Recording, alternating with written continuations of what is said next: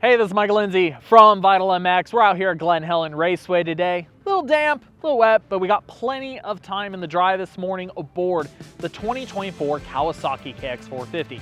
This, of course, is the most all-new or changed 450 this year, and it's been a big gap for Kawasaki. They ran on their last generation bike for 5 years, so we've definitely been waiting and expecting this machine.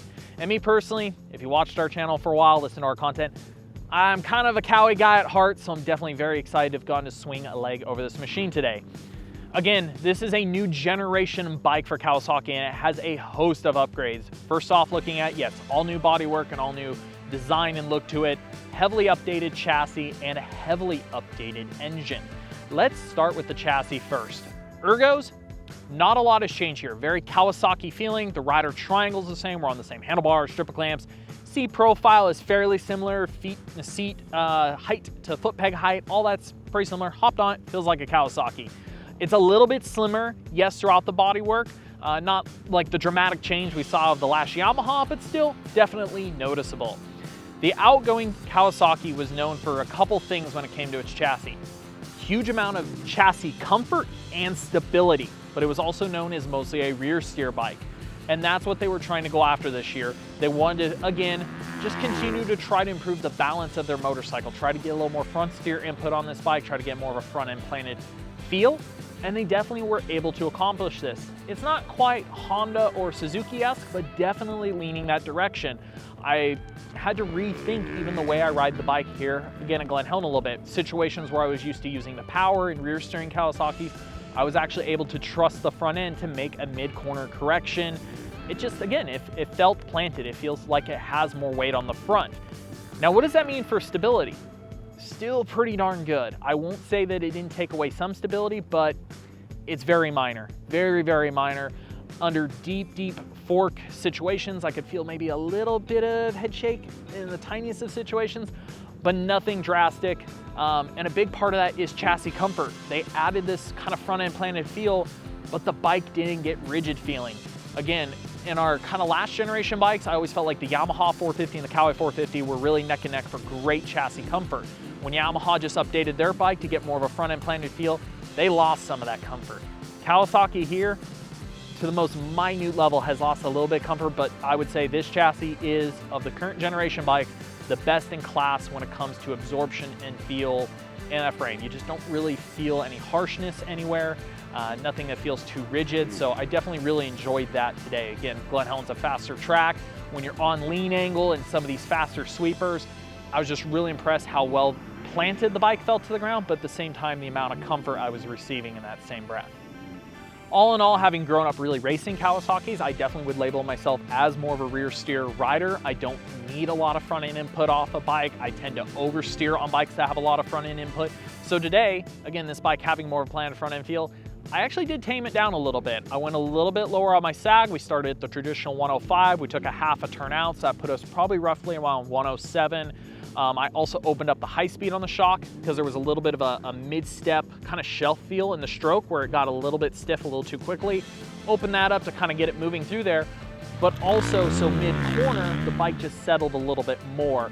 And honestly, I had a great range of cornering options on this bike. I could trust the front to cut under in a corner. I could lay it into the top of a berm. Again, even being a rear steer guy, I could really appreciate the balance they've gone out of this bike. And speaking of the balance, that is one of the biggest improvements when it comes to the suspension. We've said it over and over, the outgoing KX450 had terribly soft forks. Yeah, they were initially comfortable, but they had no hold up on jump faces, landings, heavy braking. The bike would feel pitchy. This bike feels very level. I made a couple minor tweaks in those areas. The track didn't get too terribly rough before we got kind of rained out. I would like to go maybe a little bit quicker on the rebound, just because under really heavy braking situations, that position got a little low. But at this point, I'm talking about an 80% difference to the better compared to the old bike. It just maintains its composure a lot better. The fork position is higher, the shock position, it matches that and is very level. So it's very confidence inspiring on the bike. Again, you don't feel that pitching of the bike. It doesn't pull you over the front and then squat hard under acceleration. It has a very level feel, and adding that in with good chassis comfort, again, just a lot of confidence in there while being on the bike. Now overall, I've been singing a lot of praise, and we're gonna jump into something that to me is a little bit of a catch-22, and that's the updated engine. Starting with the engine character, or some of those engine changes, I guess. Yes, of course you can see this has a dramatically different looking cylinder head. It's at an angle because they've raised the intake cam 7mm. That's because, similar to the Honda, they have lowered their shock position in the frame, and now their airbox goes above the shock tower and down into the engine on more of a downdraft style intake. They're trying to get that intake straighter into the engine, get it down in straighter without the air having to move around a shock or up and over and down in. They're just trying to make that intake port more efficient. And to match that, the exhaust port is now a center port exhaust, like we've seen on the KTMs for a long time, Suzuki, Honda have all gone to. So your intake and your exhaust runner lengths are all the same. Again, just able to make this engine more efficient. They've changed their cam ratios, they've changed their crank weight, they've added a little bit, they've gone to a bit longer rod scenario.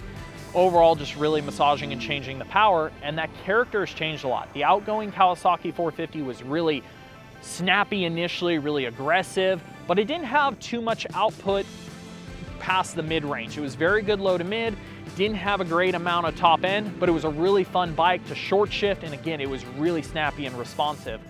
This bike is much more linear. If I had to compare it to anything, I'd say it's more like the Austrian crowd now.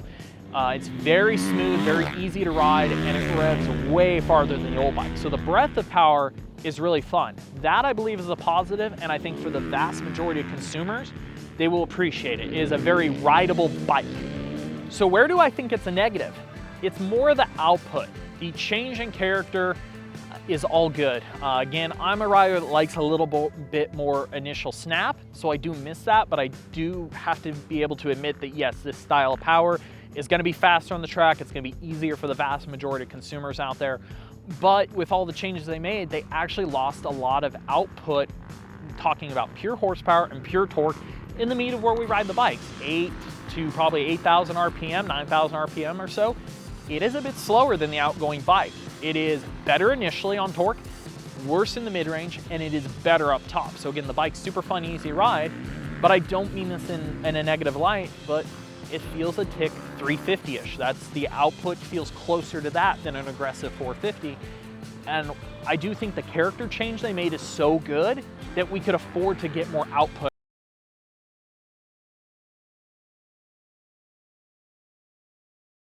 Appreciated.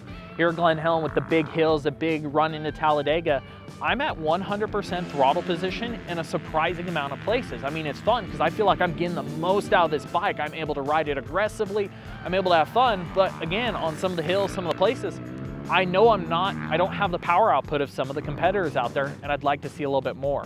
From talking to race team and people who have already tested this bike a bit, it does sound like the stock exhaust is a bit restrictive, so I think an exhaust and an ECU change could be a massive upgrade on this bike. And speaking of ECU, Kawasaki has added their Rideology app for the first time this year to a motocross line. So now they have their own ECU mapping app, similar to what we've seen with Yamaha for a while. So we went through some of the maps that Kawasaki, that their testing team has developed, and they were able to give me what I was asking for, more aggression, because low to mid, with that mid-range being a little bit lethargic, I wasn't getting up and into the power quick enough. When I would load it into berms, I found myself even in second gear, kind of giving it too much clutch, trying to get some life out of it if I buried the bike. They were able to give me a couple map options where we were able to get a little bit more pickup out of that low to mid to get it to rev up a little bit quicker. And while that was well appreciated, again, I still would like more. I am really stoked that they brought in that app this year, but one of my comments with it is there's two positions for the map. There's the light off, light on. Light on is mellow.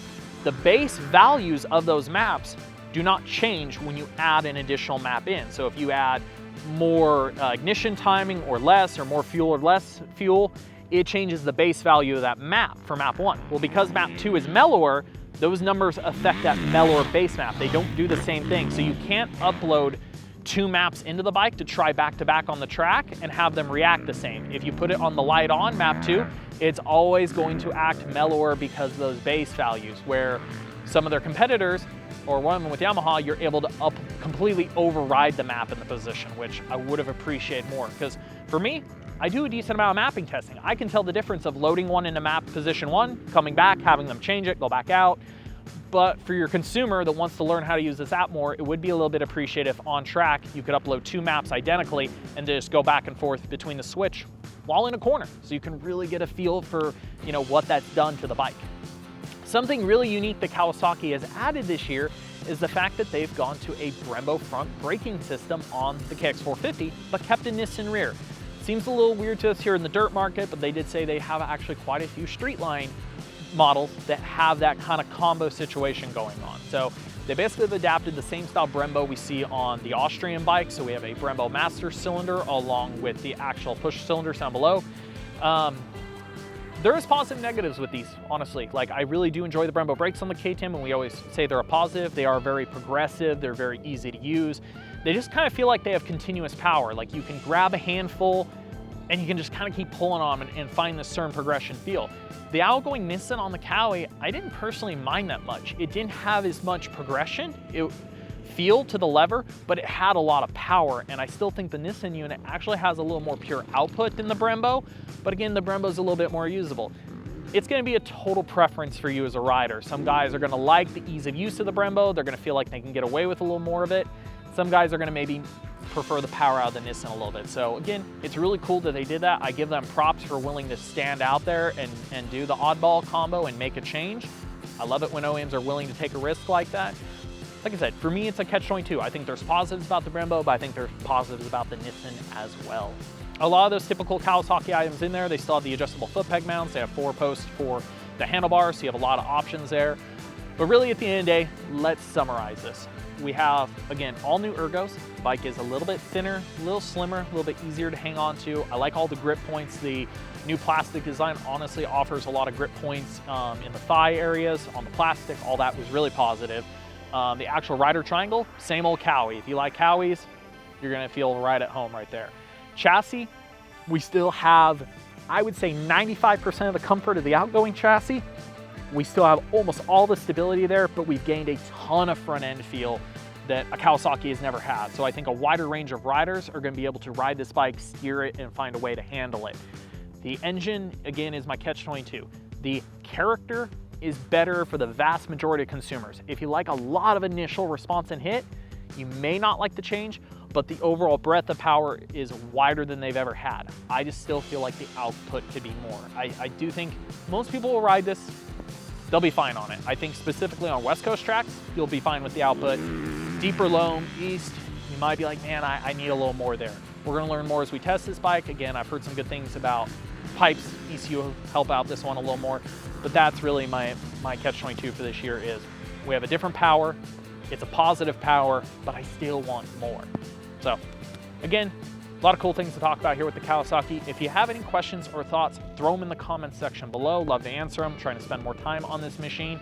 And we have our 450 shootout coming up here in just about 2 weeks. And even though, like I said, there's some positive negatives here, I really think that this thing could fight for the top spot this year, and I'm really curious to see what the rest of our test riders think. So again, thanks for watching.